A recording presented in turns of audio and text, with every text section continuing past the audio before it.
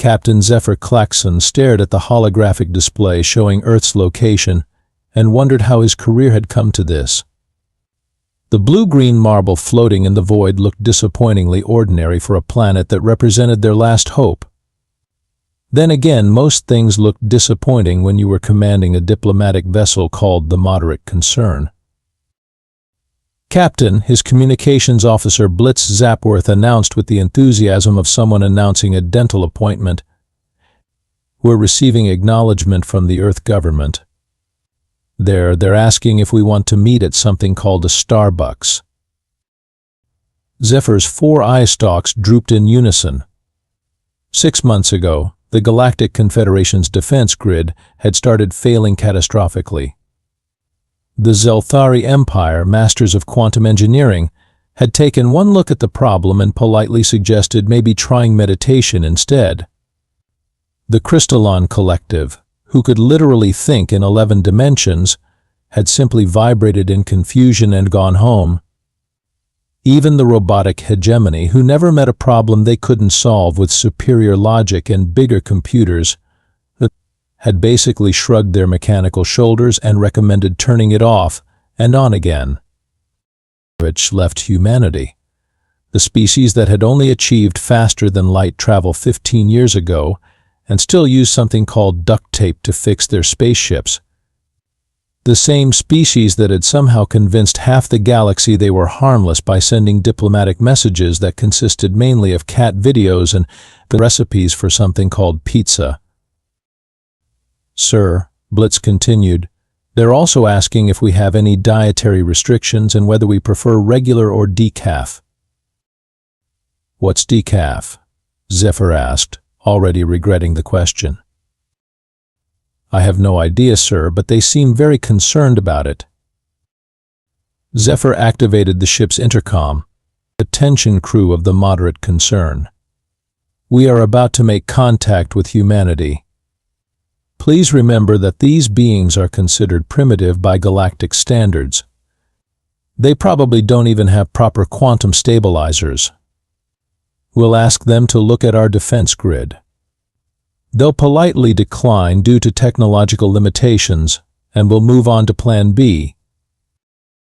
What's Plan B, sir? Asked his engineer, Flux Capacitor. Zephyr paused. They'd been so desperate they'd never actually developed a Plan B. We'll cross that bridge when we come to it, he said, using an expression he'd learned from human broadcasts. At least their idioms were colorful, even if they made no sense. The meeting took place at what humans called the International Space Station, which was apparently their idea of an impressive orbital facility. Zephyr had seen bathroom tiles with more advanced technology, but he kept his opinions to himself as they docked with what looked like a collection of tin cans held together with wishful thinking. The first human to greet them was a stocky man with graying hair, wearing coveralls that had seen better decades. Welcome to Earth, he announced cheerfully. I'm Chief Engineer Murphy O'Malley. Hope you don't mind the accommodations. We're still getting used to having actual aliens visit. Can I get you some coffee? Before Zephyr could ask what coffee was, Murphy had already started pouring a dark liquid from a container that looked suspiciously like it might explode at any moment. Now, I understand you folks have some technical difficulties. Defense grid problems, right? Yeah, we've been monitoring your communications for a while now. Hope you don't mind, but when someone's broadcasting in the clear across half the galaxy, it's kind of hard not to eavesdrop. Zephyr's eye stalks twisted in confusion. You've been monitoring our communications? Oh sure, for about 20 years now. Fascinating stuff. We particularly enjoyed the philosophical debates about whether consciousness can exist in a quantum state. Our physicists had a field day with that one. Murphy handed Zephyr a cup of the steaming liquid. Anyway, about this defense grid of yours, mind if we take a look? Before Zephyr could respond, another human burst through the airlock. This one was a woman with wild hair and eyes that seemed to sparkle with dangerous curiosity. Murphy. Are these our new friends? I'm Dr. Petra Volt, xenoarchaeologist, xenobiologist, and part-time baker. I brought cookies. She thrust a container of small, round objects at them. I wasn't sure what you could eat, so I made them with basic proteins and carbohydrates. They're chocolate chip, but I used synthesized chocolate in case you're allergic to cocoa. Are you allergic to cocoa? What about gluten? Do you even have digestive systems? Zephyr tried to process this information while Murphy was already connecting some kind of device to the moderate concern's data ports. Murphy, he said carefully, what exactly are you doing? Just taking a peek at your technical specifications. Don't worry, we're not downloading anything sensitive. Just the basic operational parameters, power consumption, system architecture, quantum field harmonics, dimensional stability matrices, and your entertainment preferences. We don't have entertainment preferences, Zephyr said weakly. You do now, Murphy announced cheerfully. I've installed a basic media system in your ship. Nothing fancy, just access to about 40,000 human movies, 8 million songs, and complete works of something called The Office. Trust me, you'll thank me later. Petra was meanwhile examining Zephyr's equipment with the intensity of someone who'd never seen a shiny object before. Is this a quantum displacement field generator? It's beautiful. Mind if I take it apart to see how it works? Please don't, Zephyr said, but she was already holding some kind of scanner that was making alarming beeping sounds. Oh, this is fascinating. Your technology is so elegantly simple. It's like you've solved complex problems with the most straightforward solutions possible. Meanwhile, we've been overcomplicating everything for decades. She looked up at Murphy. Are you thinking what I'm thinking? Depends, Murphy replied, not looking up from his work. Are you thinking we should completely overhaul their entire system and maybe add some cup holders? I was thinking more along the lines of defensive improvements, but cup holders are good too. 3 hours later, Zephyr was beginning to understand why some species preferred to handle their problems with violence. What had started as a simple request for, but technical assistance had somehow evolved into Murphy completely rewiring the moderate concern's power systems while Petra took detailed scans of everything from their gravity generators to their bathroom facilities. The good news, Murphy announced, his head buried deep in what used to be their main console, is that your defense grid problem is totally fixable. The bad news is that whoever designed this system was apparently afraid of efficiency. What do you mean? Zephyr asked, though he was beginning to suspect he didn't want to know. Well, for starters, you're running everything through a single quantum processor when you could easily distribute the load across multiple parallel systems. And this power coupling here, it's like you're trying to run a marathon while breathing through a straw. Plus, and no offense, but your security protocols are basically just asking nicely for people not to break in. Petra looked up from her scanner. Also, your defensive capabilities are entirely reactive. You wait for someone to attack, then you respond. That's adorable, but humans prefer a more proactive approach. Proactive how? Zephyr asked, though every instinct told him not to. Before either human could answer, the space station's docking bay filled with an ominous rumbling sound. Through the viewports, Zephyr watched in growing horror as what appeared to be an entire fleet of human warships dropped out of hyperspace. Murphy said conversationally, that would be Admiral Thunderbolt. I called him when you first arrived. Hope you don't mind, but when someone shows up asking for help with their defenses, it usually means someone's planning to attack them. The lead ship was roughly the size of a small moon and appeared to be bristling with more weapons than the entire Galactic Confederation Navy.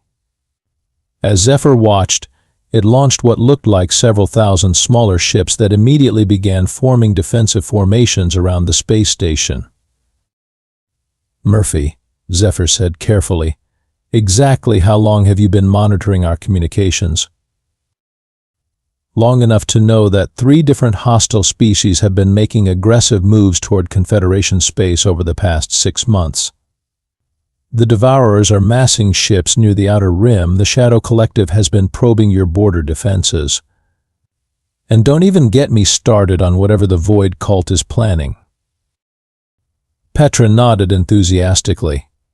"We've been tracking their movements through hyperspace distortions.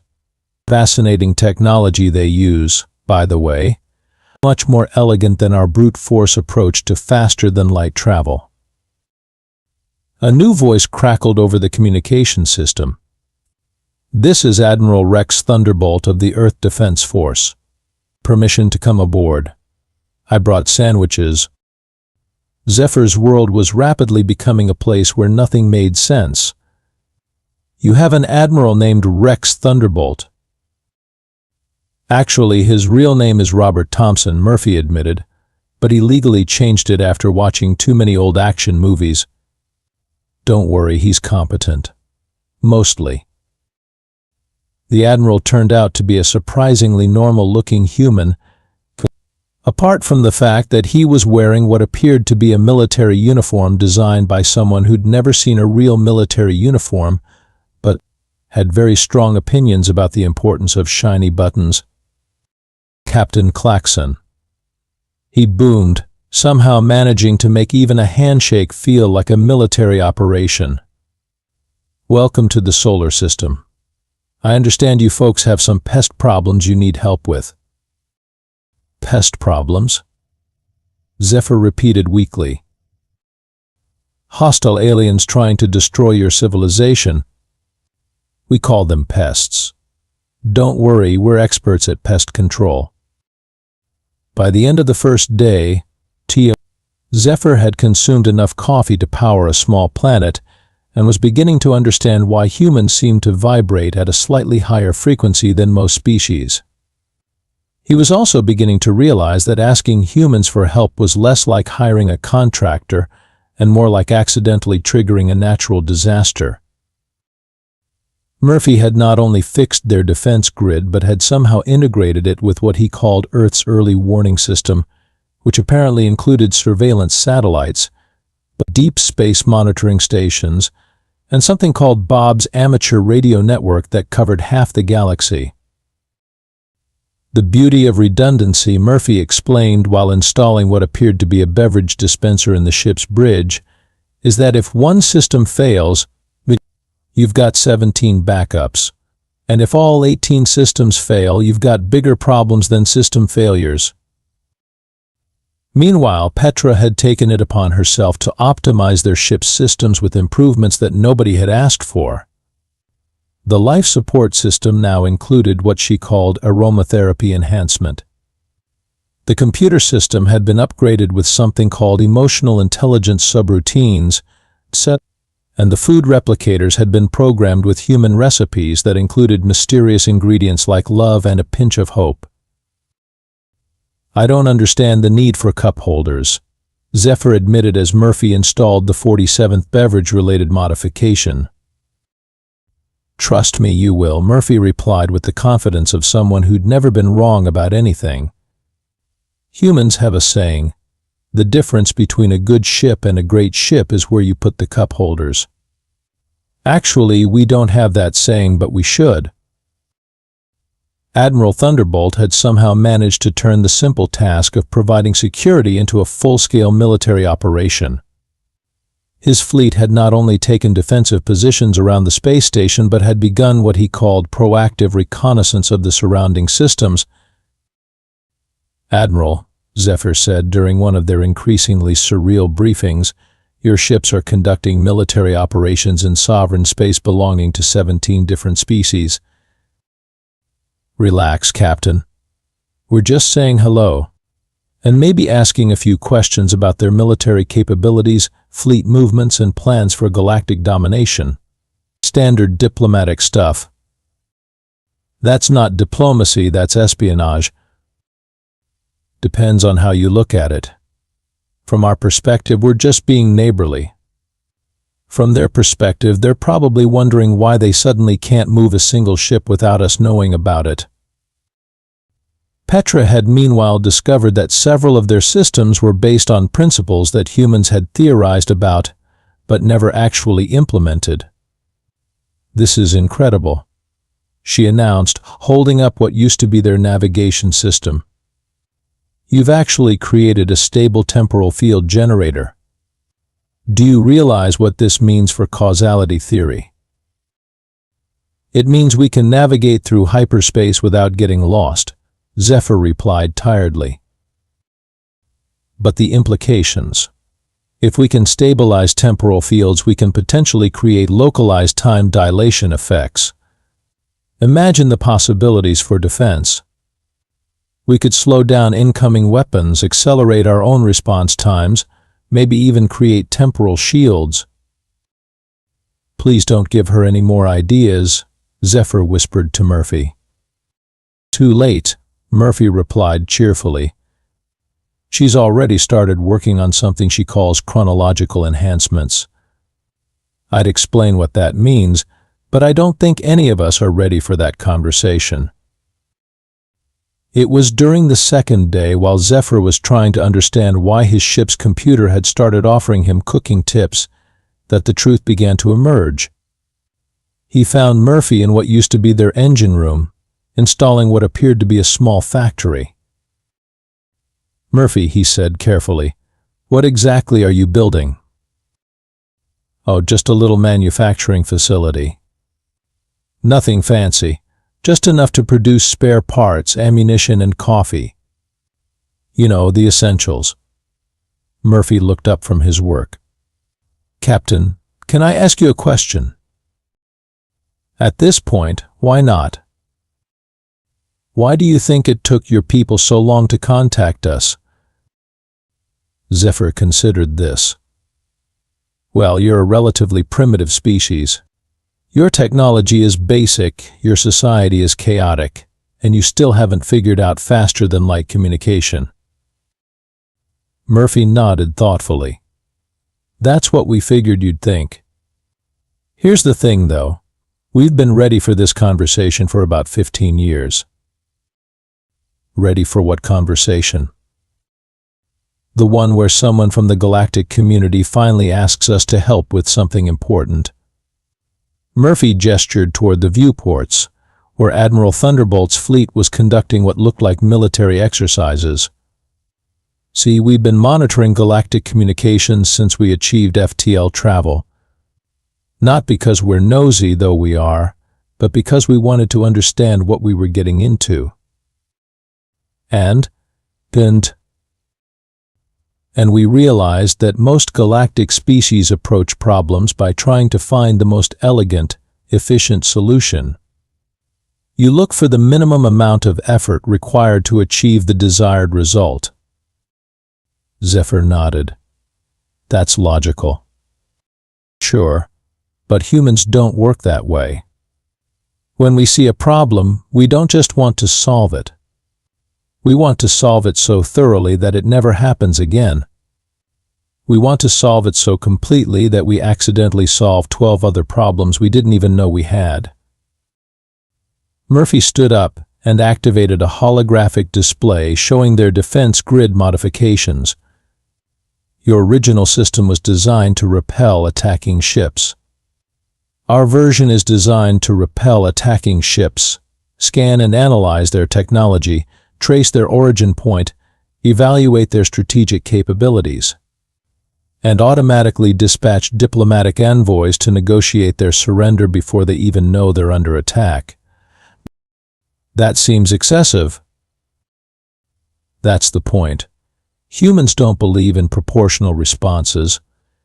We believe in overwhelming responses. Your defense grid was vulnerable because it was designed to be just good enough. Our version is designed to be so good that anyone thinking about attacking you will reconsider their life choices. Petra appeared at that moment, carrying what looked like a coffee mug that was glowing with its own internal light. Captain, perfect timing.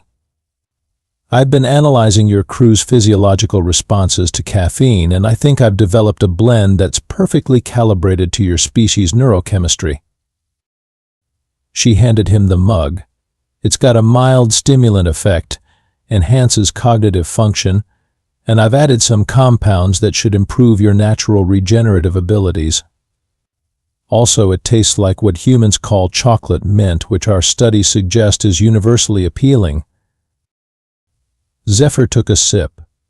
It was, he had to admit, probably the most delicious thing he'd ever tasted. This is very good.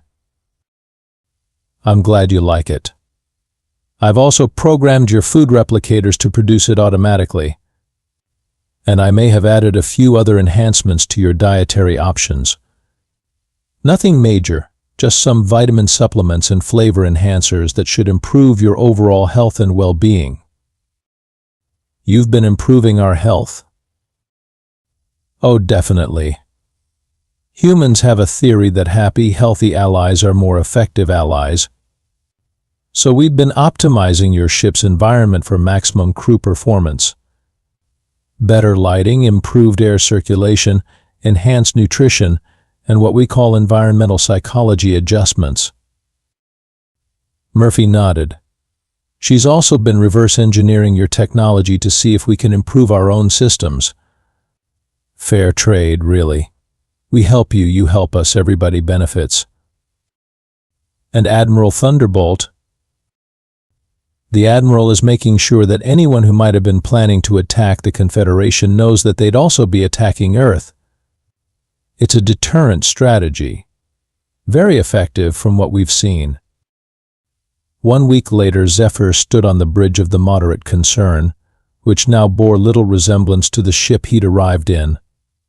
The defense grid problem had been solved so thoroughly that the Galactic Confederation now possessed what Admiral Thunderbolt called the most unreasonably effective defensive system in known space. Captain, Blitz announced, we're receiving a message from the High Council. They're asking how we managed to upgrade the entire defense grid in less than a week. Tell them we asked humans for help, Zephyr replied, sipping his morning coffee from a mug that maintained the perfect temperature and somehow never seemed to empty. And sir? They're also asking about the fleet of human warships that have taken up permanent defensive positions around our major systems.